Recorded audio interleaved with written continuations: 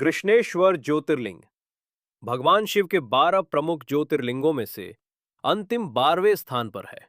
महाराष्ट्र के औरंगाबाद जिले में एलोरा गुफाओं के पास स्थित ये पवित्र मंदिर अपनी पौराणिक कथा और अद्वितीय वास्तुकला के लिए प्रसिद्ध है। पौराणिक कथा अनुसार यहाँ के राजा सुधर्म की दो पत्नियां थीं, सुदेहा और घुष्मा। सुदेहा को कोई संतान नहीं थी, इसलिए उसने अपनी छोटी बहन घुष्मा का विवाह अपने पति से करवा दिया। घुष्मा भगवान शिव की अनन्य भक्त थी। वो प्रतिदिन 101 पार्थिव शिवलिंग बनाकर पूजा करती थी और उन्हें तालाब में विसर्जित करती थी। कुछ समय बाद घुष्मा को पुत्र हुआ, पर इससे सुदेहा ईर्ष्या रखने लगी और एक दिन सुदेहा ने घुष्मा के बेटे की हत्या कर दी और तालाब में बहा दिया। सुबह घुष्मा को ज्ञात होने पर भी वो अपने नियमित शिव पूजा में तल्लीन रही और जब शिवलिंग विसर्जित करने तालाब गई तो तालाब से उसका पुत्र जीवित लौट आया। उसी समय भगवान शिव प्रकट हुए।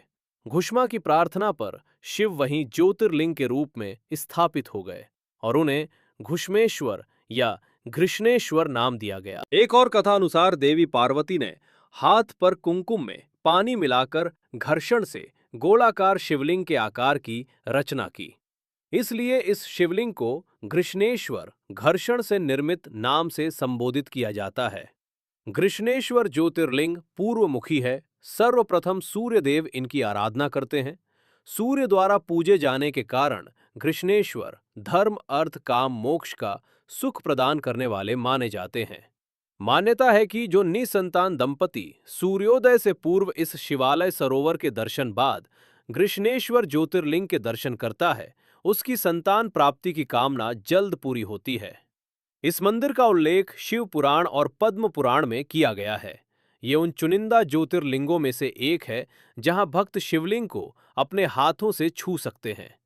ये भारत का एकमात्र ज्योतिर्लिंग मंदिर है जहां भगवान शंकर का पूरा परिवार एक ही मूर्ति में विराजमान है, जिसमें भगवान शिव, देवी पार्वती, भगवान गणेश और कार्तिकेय नंदी पर विराजमान है। भगवान शंकर ने अपनी जटाओं में गंगा को धारण किया हुआ है। ये मूर्ति मंदिर के शिखर पर शीर्ष भाग में सफेद पत्थर में उकेरी गई है और मंदिर के दक्षिण प्रवेश द्वार से स्पष्ट रूप से दिखाई देती है।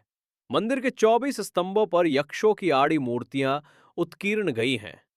घृष्णेश्वर ज्योतिर्लिंग मंदिर लाल पत्थरों से बनी दक्षिण भारतीय शैली का एक सुंदर नमूना है।